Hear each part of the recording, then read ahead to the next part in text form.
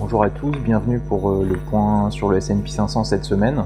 Donc globalement, depuis quelques jours, on a assez peu d'évolution. On a un marché qui hésite proche de ses plus hauts historiques.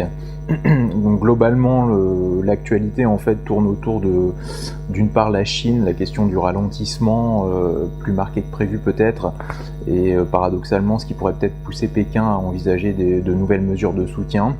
Donc d'un côté on a le verre à moitié plein, de l'autre à moitié vide. Donc les opérateurs essayent d'y voir plus clair sur la sortie, sur la suite à venir de ces éléments. On a également, autre point évidemment toujours, la Russie, donc avec les tensions en Ukraine qui restent palpables malgré les déclarations accommodantes qu'on avait pu avoir de M. Poutine la semaine dernière.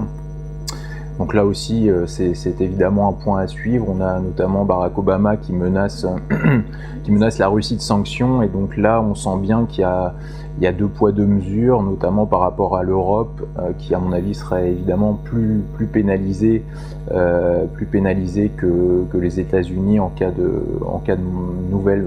poussée des tensions, avec notamment des marchés sur les matières premières qui partent à la hausse. Je pense par exemple au palladium, au nickel, où là on a des cours qui sont sur des plus hauts avec des craintes d'approvisionnement dans les semaines ou les mois à venir si les choses devaient mal tourner.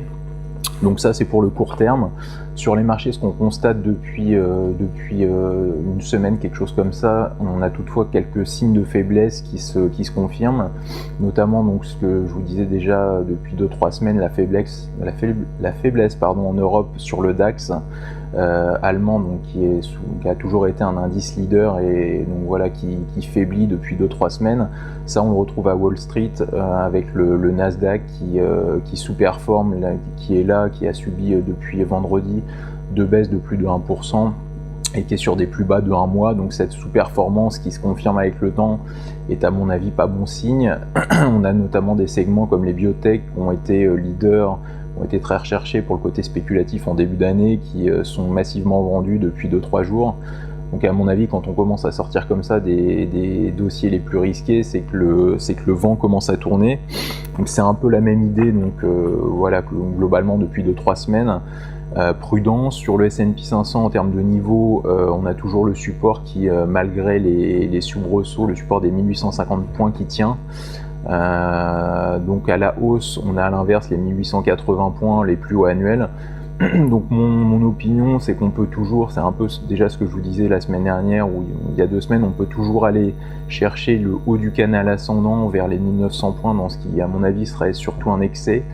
Mais je pense que le gros risque sur le moyen terme reste à la baisse. Donc idéalement, c'est de chercher à vendre un peu plus haut. Et maintenant, à court terme, c'est de surveiller soit la cassure, en cas de cassure directe des 1850 points, on aura en dessous les 1815 points.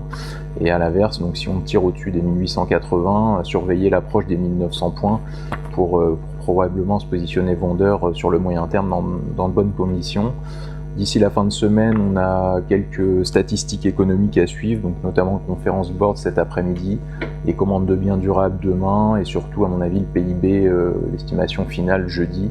Donc voilà, ce seront à mon avis les catalyseurs à suivre, avec évidemment tout rebondissement sur la question de la Chine ou de l'Ukraine et de la Russie à garder en tête.